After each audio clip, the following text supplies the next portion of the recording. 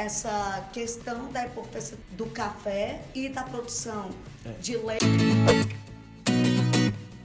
No Império você tem já a força da província de São Paulo e da província de Minas Gerais. Eram as duas províncias produtoras de café. Então elas eram muito fortes, né? O leite é só uma brincadeirinha, porque o leite na época não tinha valor comercial nenhum. Porque você não tinha como manter o queijo em grandes viagens, não tem como manter o leite, não tinha pasteurização em larga escala. Então o leite era uma brincadeirinha, porque Minas realmente produzia muito queijo, muito leite, mas Minas não era forte por causa disso. Minas era forte por causa do café e da população. Só que é uma brincadeira, porque a café de São Paulo, leite de Minas, café com leite. Né? Isso é só uma brincadeira. O leite não tinha valor econômico nessa época, tá? Tanto São Paulo quanto Minas eram fortes porque produziam café. No Império ainda não tinha se configurado esse arranjo de poder. Então os escravos não vêm mais da África, mas o comércio interno de escravos é muito forte. Aí começa a surgir um problema, Fabi. O escravo agora já é um ser nascido no Brasil. A miscigenação já tinha acontecido muito forte, porque os senhores se deitavam com as escravas. E muitos dos escravos, eles tinham a pele clara. Há um episódio muito curioso na cidade do Rio de Janeiro, de uma escrava que estava sendo vendida na feira e ela era de pele branca, porque é muito comum. A minha mãe é negra, o meu pai é loiro e a minha irmã é loira. Eu nasci assim, marrom, café com leite, mestiços, nós somos mestiços, o Brasil é misturado. E aquela venda de uma escrava branca na feira no Rio de Janeiro causou tamanha indignação que a população se juntou, fez uma vaquinha e comprou. Que é um absurdo, né? Quer dizer que ela, por ter a pele branca, não merecia ser escrava e o escravo negro continuava naquela vida sofrida.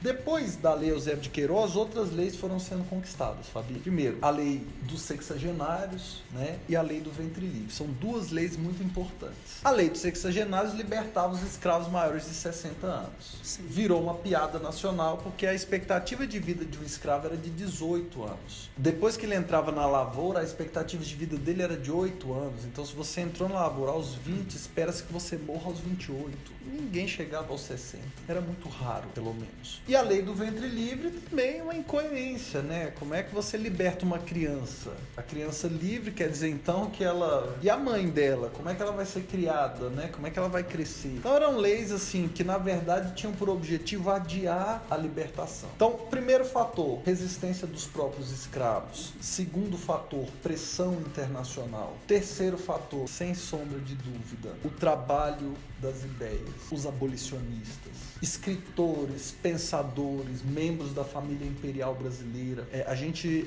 desdenha as pessoas porque a gente tem um recorte muito político, né? Gente, não se pode negar o papel do casal herdeiro do trono, Dona Isabel e o príncipe, o Conde de, o esposo dela. Eles eram abolicionistas mesmo, envolvidos com essa causa. Alguns autores tentam minimizar isso, mas não é justo, né? É claro que eles estão no poder, né? Eles são os herdeiros do trono, ok? Mas além deles, uma série de pessoas importantes que elaboraram um pensamento abolicionista. Esse pensamento abolicionista foi muito importante para o nosso país.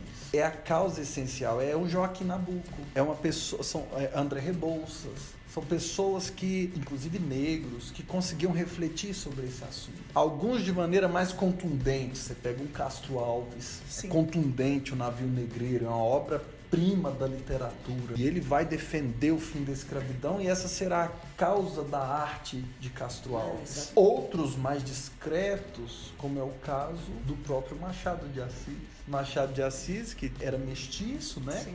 Tinha antepassados negros e que vai defender o fim da escravidão de maneira irônica, cortante, muitas vezes cínica, porque ele era terrível, né? É claro que se você desenvolve um grupo abolicionista, você tem também o pensamento escravocrata, que foi muito bem representado, Fabi. Não podemos esquecer que a elite era escravocrata. Então, os mais intelectuais dos brasileiros estavam dentre os escravocratas, dentre eles José de Alencar. José de Alencar, um fazendeiro milionário, filho de milionário, cearense, com fazendas escravistas lotadas de seres humanos que trabalhavam compulsoriamente. Que não vai abrir mão. Não vai abrir mão disso. Que foi deputado por algumas legislaturas, né? Que chegou às listas tríplices para o Senado, foi negado pelo imperador, que não gostava lá muito dele. Essa é uma causa importante da abolição, né? O desenvolvimento de um pensamento que envolveu a sociedade brasileira. E quando envolve a arte? Envolve a arte e gera engajamento. Exatamente. Envolve estudantes. Você tem o pensamento abolicionista fervilhando nas universidades da época, nas escolas. O pai é escravocrata, o filho que vai para a universidade é abolicionista. Isso é muito comum. Até hoje existe conflito de gerações, né? Essas são causas para a abolição. Outra causa que pouca gente se refere, mas que é muito importante, Fabi. Os fazendeiros começam a perceber que a escravidão era uma instituição condenada à morte. Então eles começam a se adaptar e começam a libertar seus escravos. O Ceará é a província redentora. O Ceará vai libertar os seus escravos antes do resto do Brasil, porque não fazia mais sentido a escravidão.